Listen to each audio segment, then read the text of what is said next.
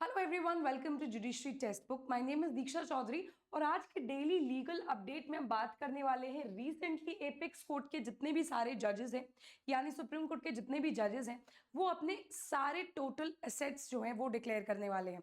तो क्या कभी पहले भी हिस्ट्री में ऐसा कभी हुआ है या नहीं हुआ है, और किस तरीके से अगर हुआ है तो किस तरीके से जजेस ने अपने एसेट्स डिक्लेयर करे हैं, किसी कानून के तहत उन्होंने ऐसा काम किया है या कोई मॉरल ड्यूटी या मॉरल ऑब्लिगेशन के तहत उन्होंने ये काम किया है, और क्या बेसिकली ऐसी कंट्रोवर्सी है कि दोबारा ये मैटर एसेट डिक्लेरेशन का जो है ये पर्टिकुलरली यहाँ पे हमारे सामने आ रहा है।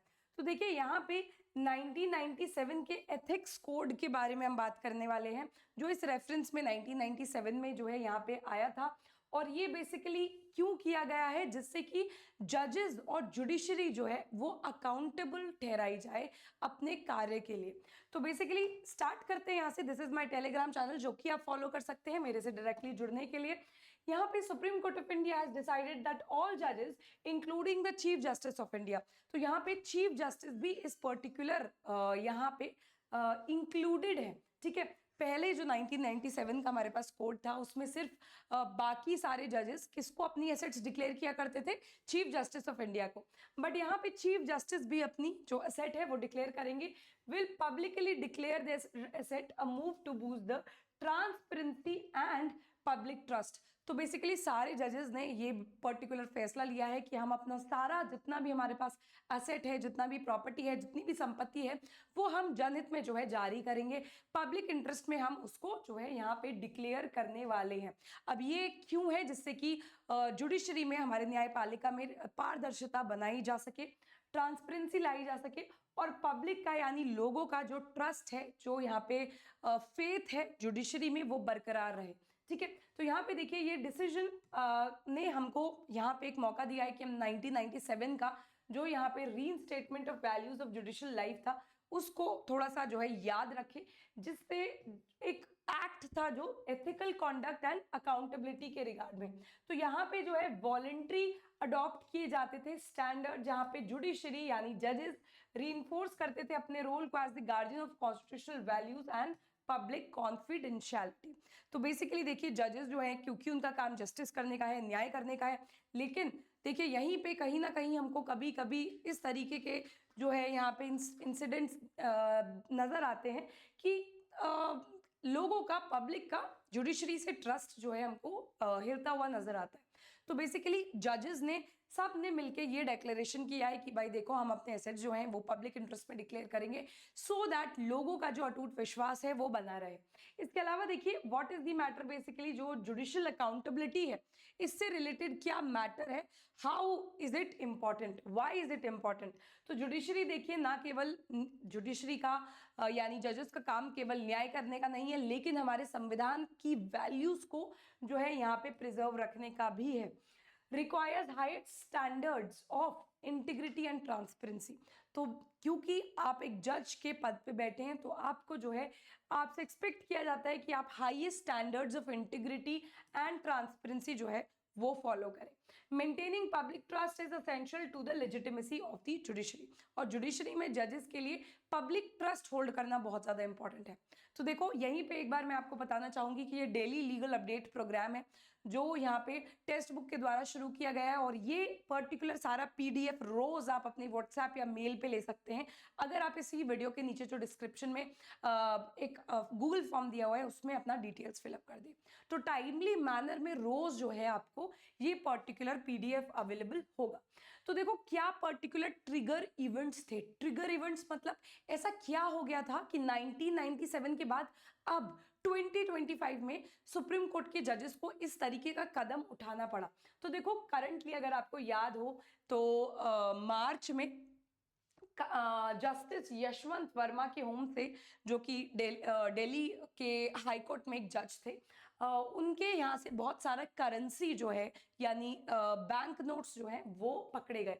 Growing concerns of judicial corruption and misconduct. तो इसी के जो दौरान है, क्योंकि देखिए इतना बड़ा जो है यहाँ पे इतना बड़ा अमाउंट जो है इनके घर से पकड़ा गया, उसके बाद जो पब्लिक में यहाँ पे रिसेंटमेंट था वो बढ़ गया। ठीक है, जुडिशरी के खिलाफ दोबारा से जो है आवाजें उठने लगी कि भाई देखिए हमारी न्यायपालिका अगर इस तरीके की है तो कैसे वो न्याय दिलाने का काम जो है वो करेगी। तो ये जो कंसर्न्स जो है बढ़ गए थे पब्लिक के, पब्लिक ने डिमांड करने लगी ग्रेटर ट्रांसपेरेंसी, यानी भाई पारदर्शिता, किसी ना किसी तरीके से जजेस को भी अकाउंटेबल बनाना चाहिए।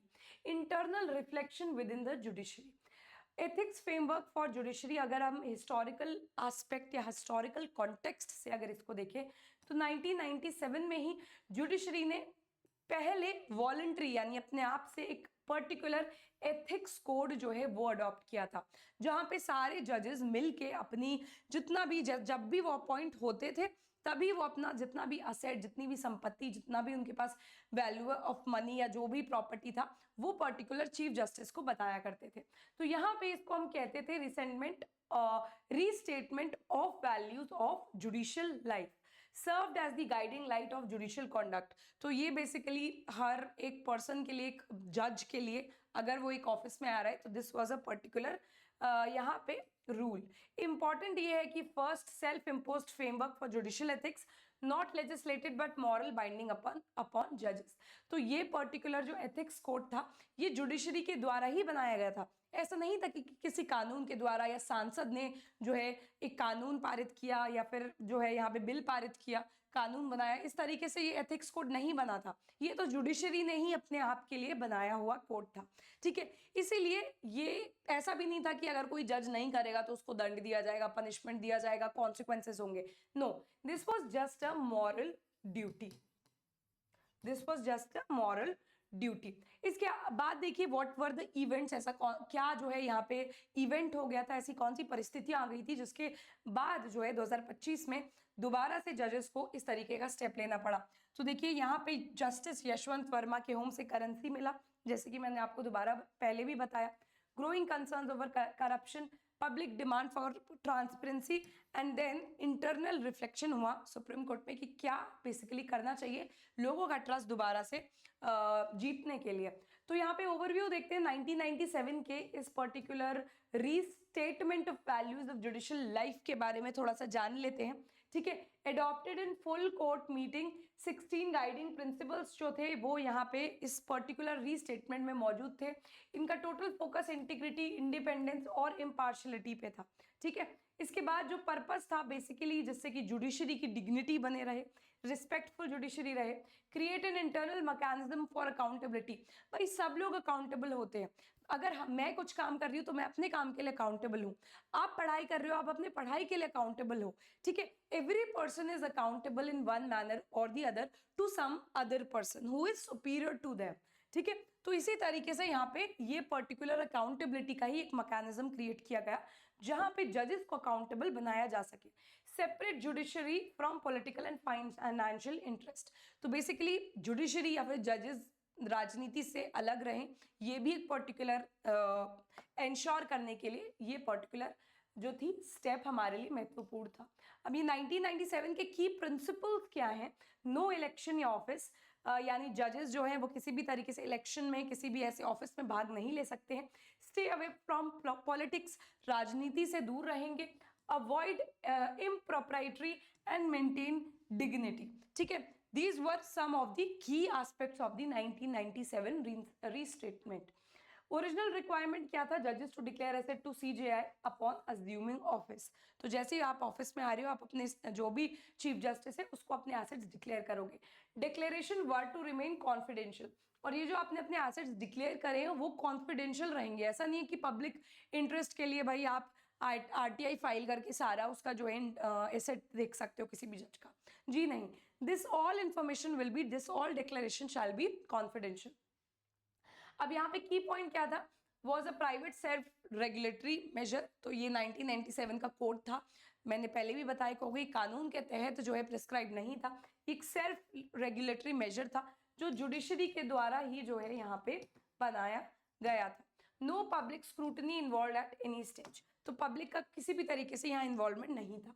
ये दोबारा से देखिए क्या बताया हुआ है कि किस तरीके से अभी फिलहाल ये न्यूज में है, ठीक है। Supreme court pools back the curtain. अब देखो इतने सालों के बाद 1997 के बाद अब 2025 में इतने सालों बाद जो है जजेस ने ये फैसला लिया, सुप्रीम कोर्ट ने ये फैसला लिया कि हम लोग जो है एज अ जज, क्योंकि एक इम्पॉर्टेंट पोस्ट जो है होल्ड करते हैं, बहुत सारी रिस्पॉन्सिबिलिटीज होल्ड करते हैं, इसीलिए हमारा दायित्व बनता है कि हम अपने एसेट्स भी पब्लिक जो है डिक्लेयर कर सके, जिससे कि लोगों का इंटरेस्ट, लोगों का जो विश्वास है वो हम में बना रहे।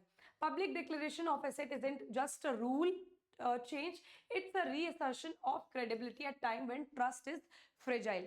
तो देखो इस टाइम पे जब यहाँ जस्टिस वर्मा के घर से इतना सादा करेंसी निकला है, तो उसके बाद ये एक इम्पॉर्टेंट स्टेप जो है रीइंफोर्समेंट के लिए इम्पॉर्टेंट स्टेप बन गया जुडिशरी के लिए। By invoking 1997 values, the judiciary signals that correction is stronger than external compulsion। तो देखो बेटर है कि कोई और बाहर से आके बोले कि भाई अपना सुधार करो, इससे बेटर यही है कि अपना सुधार आप खुद कर लो। यही जो है सुप्रीम कोर्ट ने भी किया है। सुप्रीम कोर्ट को इससे पहले कि बाहर से आके कोई और अथॉरिटी जो है गवर्नमेंट यहाँ पे इंटरफियर करे, पार्लियामेंट इंटरफियर करे, जुडिशरी ने खुद ही जो है ये पर्टिकुलर एक्ट जो है किया है। Evolution of judicial asset declaration, तो 1997 में this was a private declaration to the chief justice. 2009 में जजेस opt for voluntary public declaration post full court meeting. 2018 में सुप्रीम कोर्ट रूल जो एसेट डिटेल्स थे not personal under the RTI, ऐसा जो है सुप्रीम कोर्ट ने बोला। 2025 में अभी ये जो हमें डिसीजन देखने को मिल रहा है, दिस इज इट। ठीक है, तो यहाँ पे देखिए ट्रिगर इवेंट्स जो यहाँ पे जस्टिस यशवंत वर्मा की इंक्वायरी है, और 2014 में एमपी जो केस हुआ था उसमें जो है यहाँ पे जुडिशरी ने अपने आप में जो है चीज़ों को थोड़ा सा जो है अपने अंदर ही इंटरफियरेंस, जुडिशरी के अंदर खुद से इंटरफियरेंस करने की जो है कोशिश करी थी। तो again this is my Telegram channel, जहाँ पे आप लोग मुझे फॉलो कर सकते हैं, मेरे से डायरेक्टली जुड़ सकते हैं, और वीडियो अच्छी लगी हो तो लाइक ज़रूर कीजिएगा, अपने दोस्तों के साथ शेयर ज़रूर कीजिएगा। Thank you everyone.